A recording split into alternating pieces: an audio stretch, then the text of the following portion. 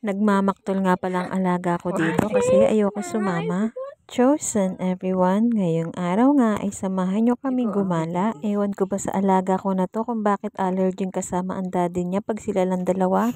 Kaya eto nga at pinipilit niya akong sumama. Dahil kahit ako rin naman ay allergy din kasama ang kanyang daddy.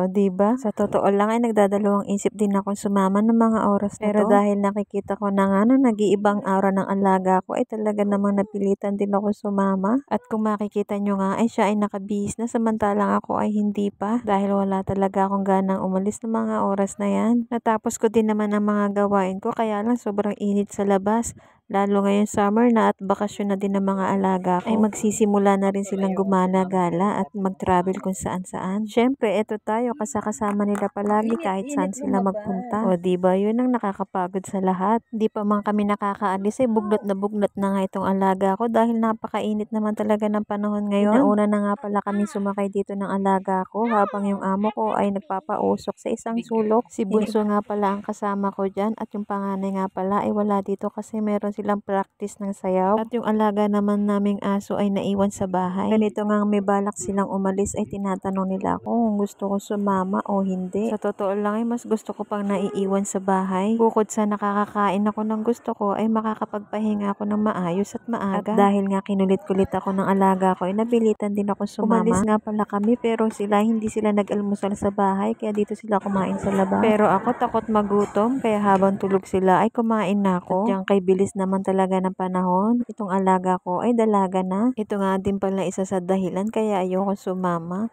Nahihilo ko kakasunod sa kanila. Bawat shop ata dito ay inisa-isang pasukin ng amo ko. Ewan ko ba tinitingnan yung difference ng bawat presyo samantalang $1 lang naman ang pinagkaiba. Grabe talaga sila sa ikakatipid, no? Biruin mo sa halagang $1 talagang napakahalaga sa kanila. Nahilo talaga ako ng bongga dito mga kainay Mar. Kaya ewan ko ba sa amo ko na to kung saan makakasave ay doon siya bibili. Sa bagay naman ay may point to ng amo ko. Sayang din naman din kasi. Kaya nga pala mga kapatid, shortly reminders lang. Mayaman ka man o mahirap, ang lahat ng bagay dito sa mundo ay hindi natin pag-aari. Anumang bagay na meron ka, mapabahay, kotse, o gadgets o kahit na ano pa man dami mong pera, ang lahat ng yan ay hindi natin pag-aari. Lahat ng yan ay pinagkaloob sa atin ng poong may kapal.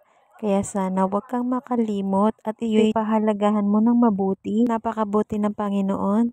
Minsan kinakasangkapan niya tayo para gumawa tayo ng mabuti. Yung hawak mo na, pero yung iba pinapangarap pa. Pero tandaan mo rin, na pag ito ay nakikita ng nasa itaas na ginagawa mo ito sa mali, ay unti-unti rin niya itong babawiin. Kaya habang hawak mo pa, pahalagahan mo. May kanya-kanya tayong kapalaran.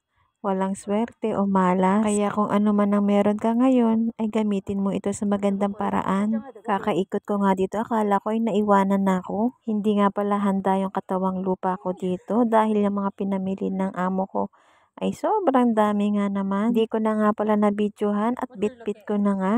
Nagmukha na nga akong Christmas tree sa lagay ko na to. Kaliwat kanan na balikat ko ay may nakasabit-sabit na. O diba?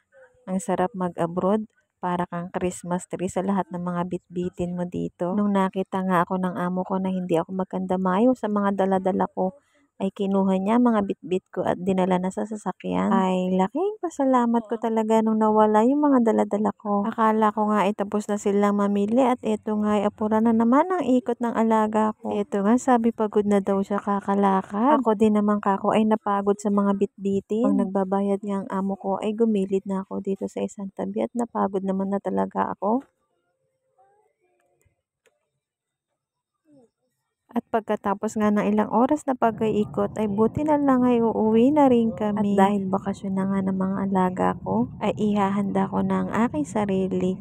At tiyak, maraming hilo na naman ang magaganap. Kaya samahan niyo ako muli sa susunod. Salamat sa panonood. 我要買，喺嗰個係咪有豆腐花啊？係咯，我最中意嘅豆腐。